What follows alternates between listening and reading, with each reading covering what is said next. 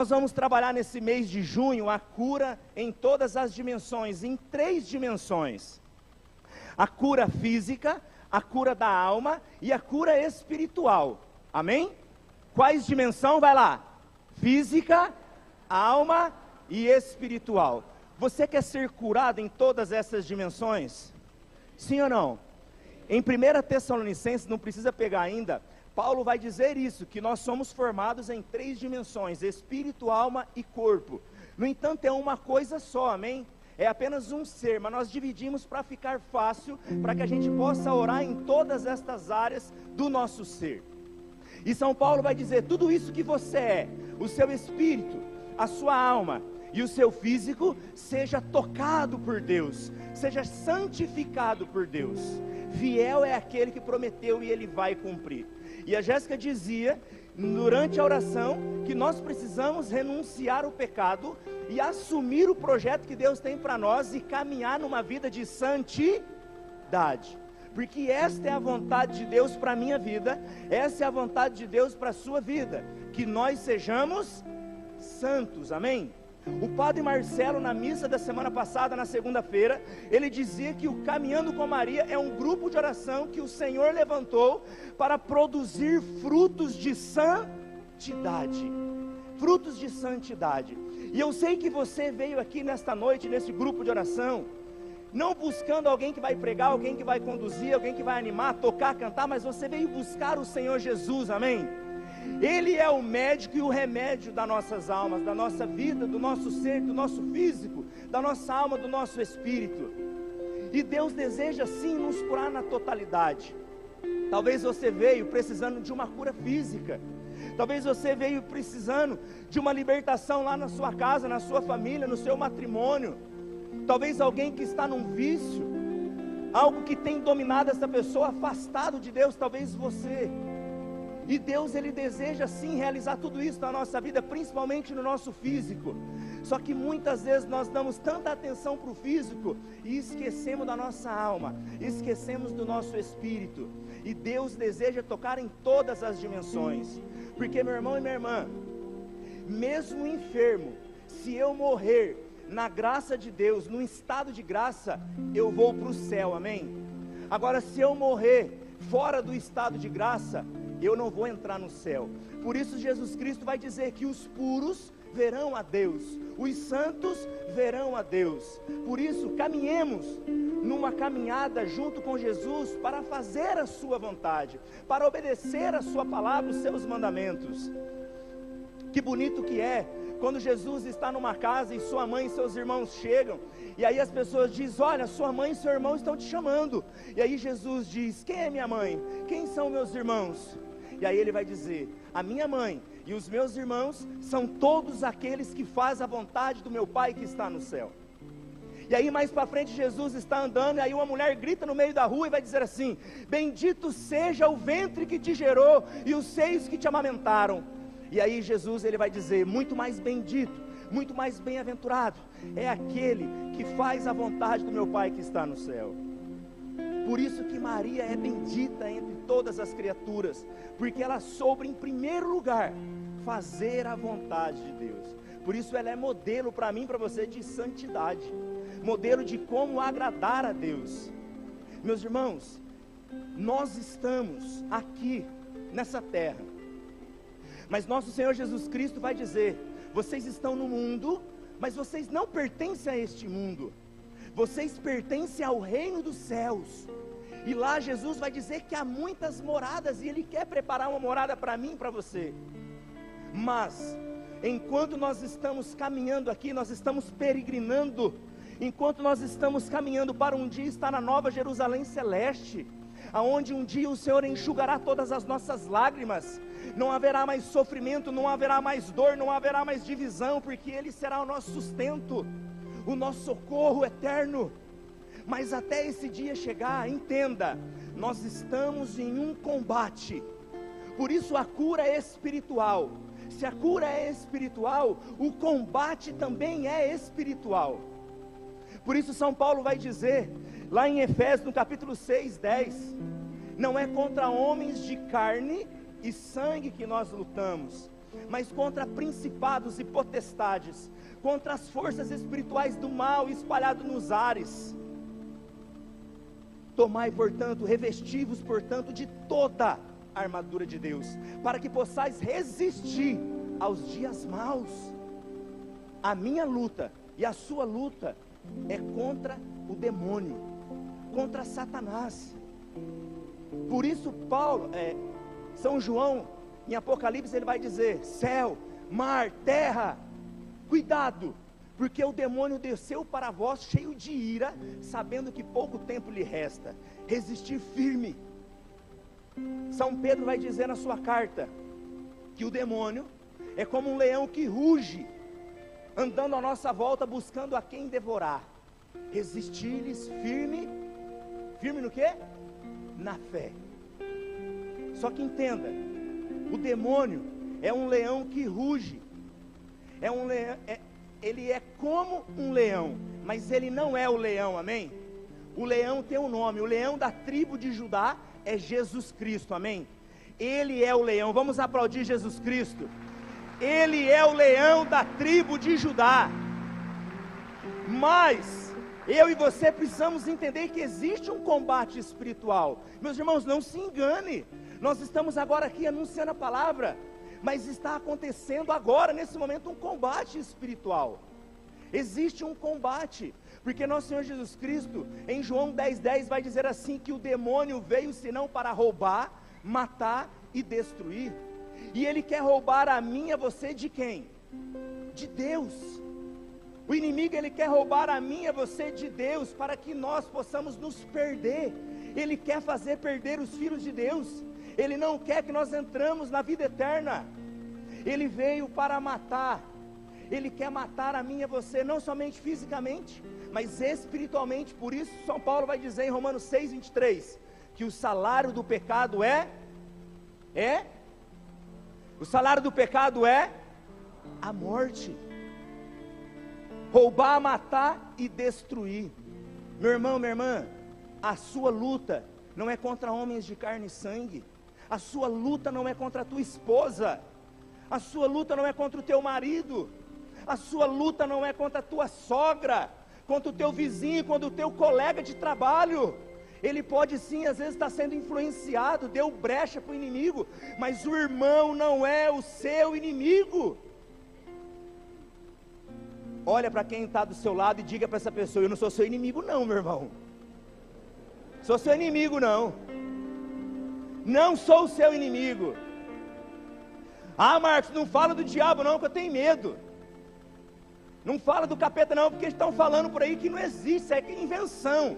A Bíblia fala do demônio, a igreja fala, Jesus falou, e ele quer fazer perder os filhos de Deus. Mas eu quero dizer para você: não tenha medo dele, porque São João vai dizer que aquele que habita em mim, aquele que habita em você, é muito maior do que aquele que está no mundo.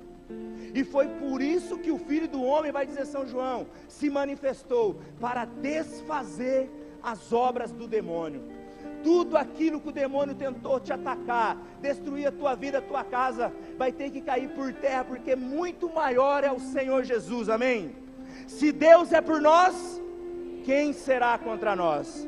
Diga para quem está do seu lado: a sua vida, meu irmão, tem que estar inteiramente entregue a Jesus Cristo. Nós estamos falando de cura espiritual.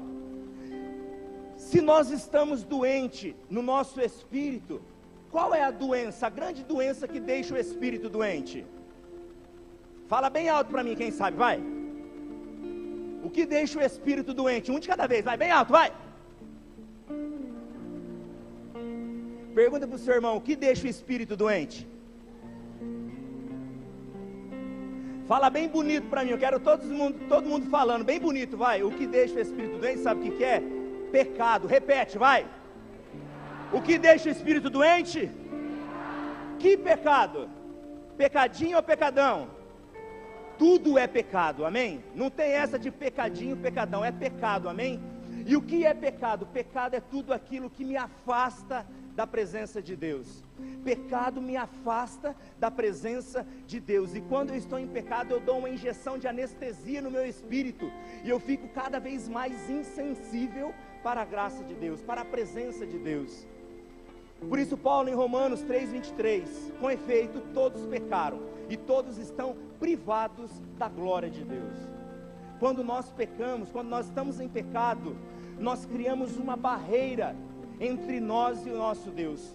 Por isso Isaías vai dizer, não é a mão do Senhor que é fraca para te salvar, nem o seu ouvido demasiadamente surdo para te ouvir, são os teus pecados que criaram uma barreira entre vós e o vosso Deus. Deus, Ele não muda, Ele continua a todo momento querendo tocar a minha vida, tocar a tua vida, realizar bênçãos, graças, maravilhas, o impossível, transformar, fazer você crescer. No entanto, o pecado nos afasta, e a santidade, ao contrário do pecado, é tudo aquilo que me aproxima da presença de Deus.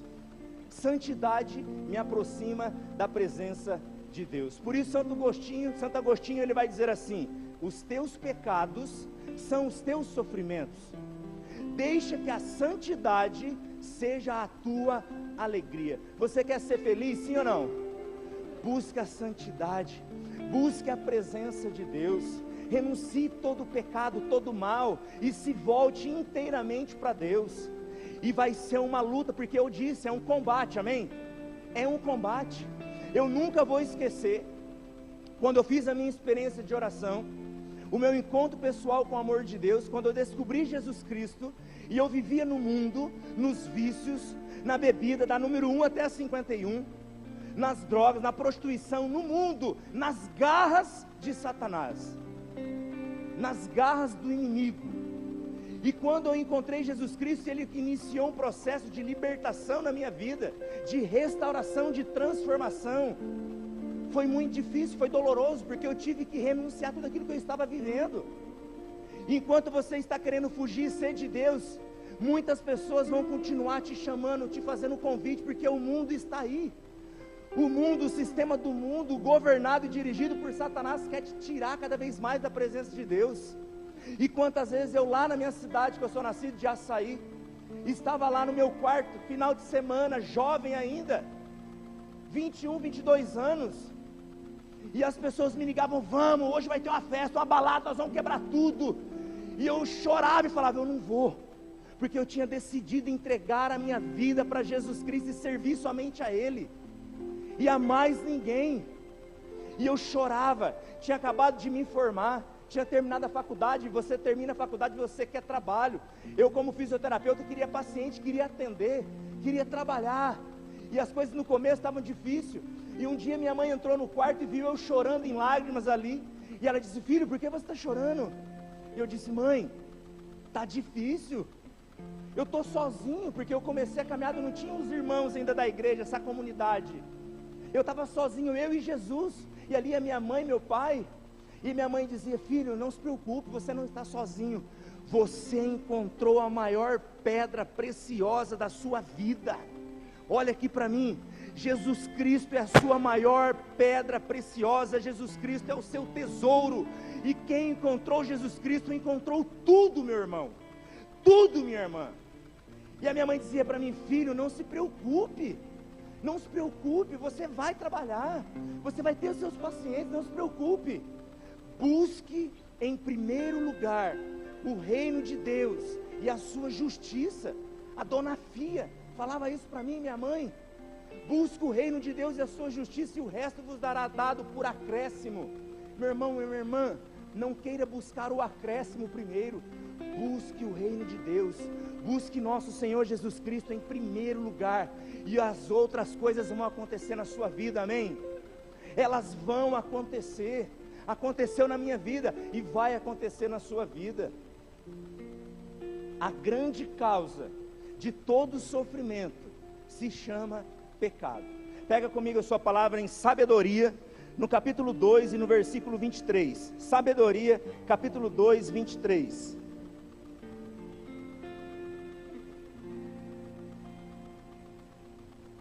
Sabedoria, capítulo 2, versículo 23. Eu vou lendo porque a gente já está em cima da hora. Qualquer coisa você anota aí para ler depois. Sabedoria 2:23. Ora, Deus criou o homem para a imortalidade, e o fez à sua imagem, e o fez à imagem da sua própria natureza. Foi por inveja do demônio que a morte entrou no mundo, e os que pertencem ao demônio prová-la-ão. Deus criou o homem para a imortalidade, ou seja, Deus criou a mim e a você para nunca morrer, e nos criou à imagem dele, a sua imagem e semelhança. E o que foi que o demônio inventou para que a morte entrasse no mundo? Pecado. O pecado não é invenção de Deus, o pecado é invenção do demônio. E a partir do momento que o homem pecou, entrou na humanidade o sofrimento e a morte. Mas não é culpa de Deus. Por isso o catecismo da Igreja Católica vai nos ensinar que quando Deus ele nos criou com a justiça original. E por causa da justiça original, eu e você não íamos morrer, nós não íamos sofrer, nós não íamos padecer, nós não íamos ficar doentes. Não era para a gente ter dificuldade dentro da nossa casa, com a nossa família, nada disso ia acontecer, por causa da justiça original. Mas por causa da liberdade que Deus deu ao homem, o homem negligenciou a sua palavra, desobedeceu, lá com Adão e Eva, e por causa do pecado entrou o sofrimento e a morte. E aí o catecismo vai dizer no número 2448, problemas financeiros, opressões, injustiças, enfermidades físicas e psíquicas, e por fim a morte, atingiram o homem a partir do pecado original. Por isso, não diga que Deus mandou o sofrimento para você. Deus não manda sofrimento para ninguém, porque Deus é amor, Ele só sabe fazer o bem.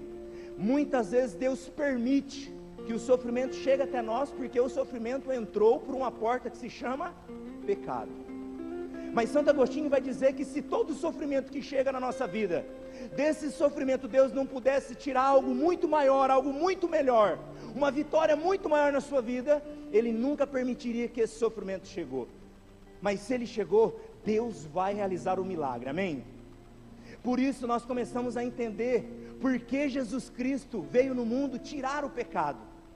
Porque lá no Evangelho de São João, no capítulo 1, nós vamos ver João Batista, está batizando as pessoas, e de repente ele olha e vê Jesus Cristo, e aí ele aponta o dedo e diz: eis o Cordeiro de Deus, que tira o pecado do mundo. Ele não falou: eis o Filho de Deus, eis o leão da tribo de Judá, eis o alfa ômega, eis o Filho bendito. Não, eis o Cordeiro de Deus, que tira o pecado do mundo. Porque o pecado é a grande causa do sofrimento. Quer parar de sofrer, sim ou não? Para de pecar. Diga para o seu irmão: simples assim, meu irmão. Pare de pecar.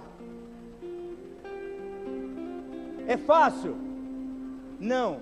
O inimigo vai tentar, vai ou não vai? Mas nós precisamos resistir. Nós precisamos fugir de toda a tentação. A tentação não é um pecado, amém? O pecado é quando eu cedo a ela. Por isso nós precisamos orar e vigiar. Por isso nós precisamos da cura. E a igreja é rica, e ela tem para mim e para você a cura. Qual é a cura dos nossos pecados? Qual é a cura? Se o pecado é a doença do espírito, qual é a cura do espírito? Diga comigo: confissão. Bem forte, confissão. A Jéssica, semana retrasada, dizia a respeito da Capela São Francisco, né? Que o padre está à disposição para atender confissão. É preciso, meus irmãos, confessar.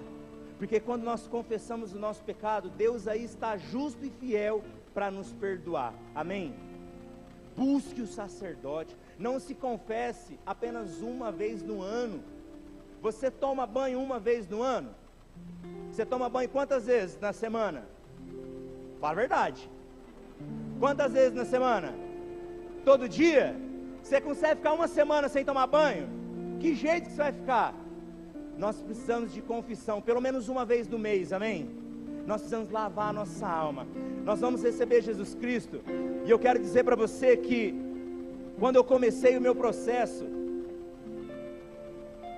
de conversão, Os meus irmãos, eles foram orar por mim, como eu dizia para vocês, o negócio não estava fácil, não, estava feio, estava verdadeiramente nas garras do inimigo. E os meus irmãos, quando eles foram orar, eles falaram para mim: Marcos, o negócio não está bom não, está difícil o negócio aqui. Faz quanto tempo você não confessa? Eu falei: ixi, perdi a conta, não sei mais não. Graças e louvores se deem a todo momento. Graças e louvores se deem a todo momento. Graças e louvores se deem neste e em todo momento. Glórias ao Pai, ao Filho e ao Espírito Santo. Olhe para Jesus, não tire o seu olhar dele, olhe para Ele. Olhe para Ele e deixa eu terminar de falar para você. E eu fui procurar o sacerdote, e eu entendi que eu precisava de uma cura, de uma libertação. Eu estava tendo visão já até. Eu ia dormir, eu via, parece que o demônio estava ali no meu quarto, não querendo que eu me libertasse, não querendo que eu entregasse toda a minha vida para Jesus. Tinha noite que eu ia dormir, que a minha mãe precisava varar a noite com a mão na minha cabeça, orando, porque o inimigo não queria me perder, ele não queria que eu fosse para Jesus Cristo. Mas Deus é maior, e eu entendi que eu precisava dessa cura, dessa libertação, e eu busquei o padre onde eu estava trabalhando, lá em São Jerônimo da Serra, e meus amigos falavam assim: Marcos, senta na cabeceira de sua cama, pega uma folha, anota todos os seus pecados e confessa os seus pecados. Pecado confessado é pecado perdoado, amém? E aí eu peguei, sentei, comecei a escrever no caderno, deu 2 folhas cheias, dobrei as folhas, coloquei no bolso, cheguei para o padre, falei: padre, eu preciso confessar, é urgente.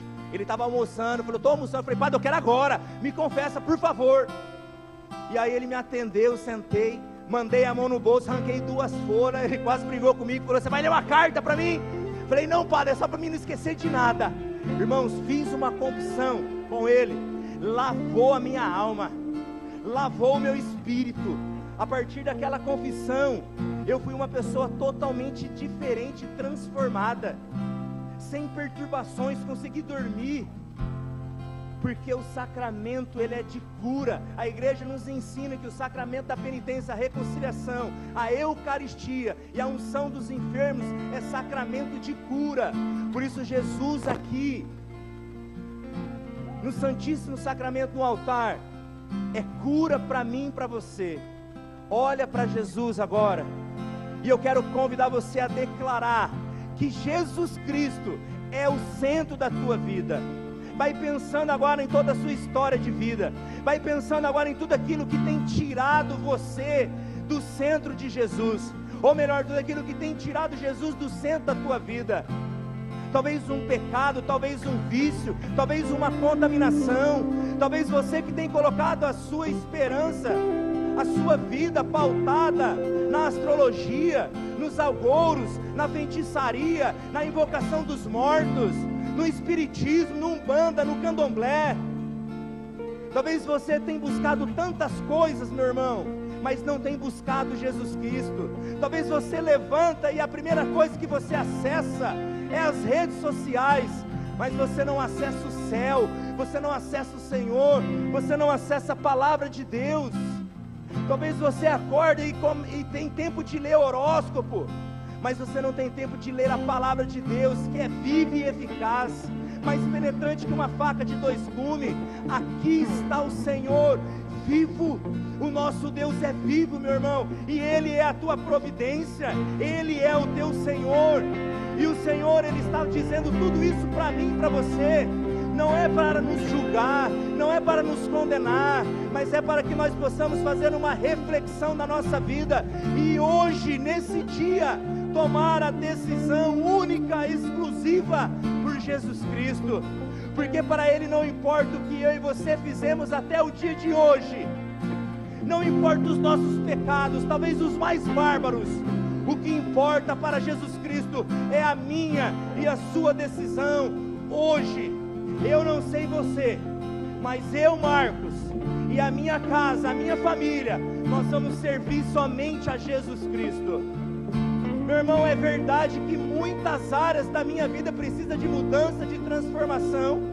A minha esposa está ali, minha querida esposa, e ela sabe mais do que ninguém o quanto eu tenho lutado para ser aquilo que Deus quer, para buscar a presença dEle, para ser um homem melhor, para ser um marido melhor, para ser um pai melhor.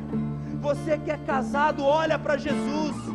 O maior bem que você tem é a tua família, é a tua casa, é os teus filhos. Não perca a tua família, a tua casa, por uma aventura, por um vício. É o inimigo que quer destruir a tua casa. Não perca, a tua casa é o seu tesouro. O que você precisa é colocar Jesus lá no centro do teu casamento, da tua família. Nós precisamos nos voltar inteiramente para o Senhor. E se você quer de todo o coração, cante para Jesus e diga: Senhor, Tu és o centro da minha vida, Tu és o centro, Senhor. Diga comigo: Senhor Jesus, seja o centro da minha vida, seja o centro da minha família, de tudo aquilo, Senhor, que coloquei no Teu lugar, que tudo isso, Senhor, que tem ocupado o Teu lugar, caia por terra agora, porque eu quero Te colocar, Senhor, no centro da minha vida, no centro da minha história, e a partir de hoje, Senhor, eu combato somente contigo.